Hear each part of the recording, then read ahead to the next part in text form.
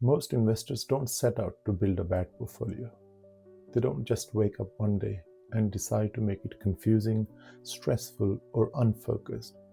It usually happens quietly, almost by accident. At the beginning, things are quite simple.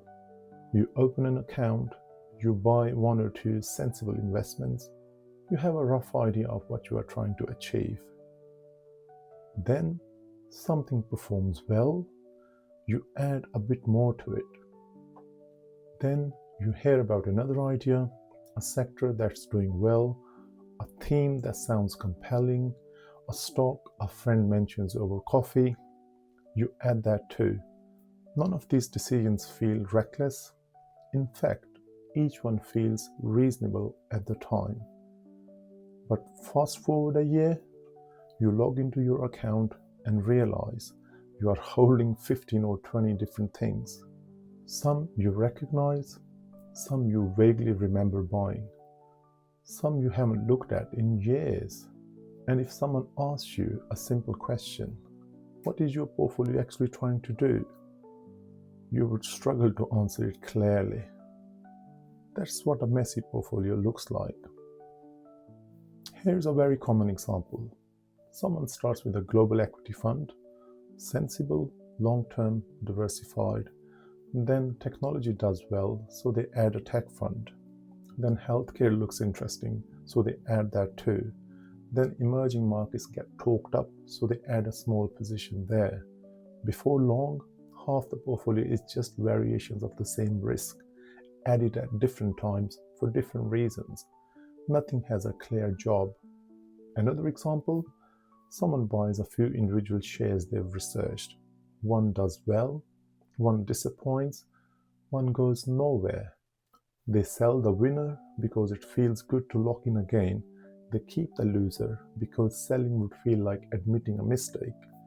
Years later, the portfolio is full of leftovers from old decisions, held together by hope and inertia rather than logic. This is where the real problem starts. The first issue with a messy portfolio is emotional stress. When markets move, everything feels important. Every headline feels relevant. Every wobble feels personal. Instead of the portfolio helping you stay calm, it amplifies your anxiety. The second issue is confusion. You don't know what to ignore and what to act on.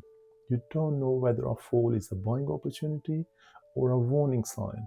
You don't know whether to add money, rebalance, or do nothing. So people do what feels safest in the moment. They tinker, they adjust, they react, they change things not because it improves outcome, but because doing something feels better than sitting still. The irony is that messy portfolios usually come from good intentions, curiosity, engagement, a desire to learn, a desire to be better. But without a clear structure, curiosity turns into clutter. Professional investors try to avoid this in a very simple way. They don't start by asking, is this a good investment? They start by asking, what role does this play in my portfolio?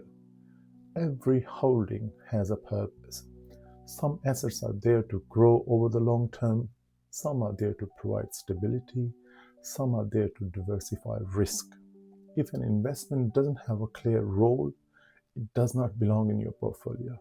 That single decision does more to reduce stress and improve your decision making than most people realize. And this isn't about being clever or complex. In fact, the strongest portfolios often are the simplest ones, not because they avoid risk, but because they understand it. If your portfolio feels messy, it's not a sign that you are bad at investing. It's usually a sign that you've been reacting instead of structuring. The good news is that this is fixable, not by chasing the next idea, not by constantly adjusting, but by stepping back and asking a calmer, more powerful question. What is this portfolio actually trying to do? Once you can answer that question clearly, decisions get easier, emotions quieten down, and investing starts to feel less like guesswork and more like a process. In the next video, I will show how professionals put a simple structure around this so portfolios don't drift over time. If this helps you better understand your portfolio, please feel free to subscribe, and I'll see you in the next video. Thanks for watching.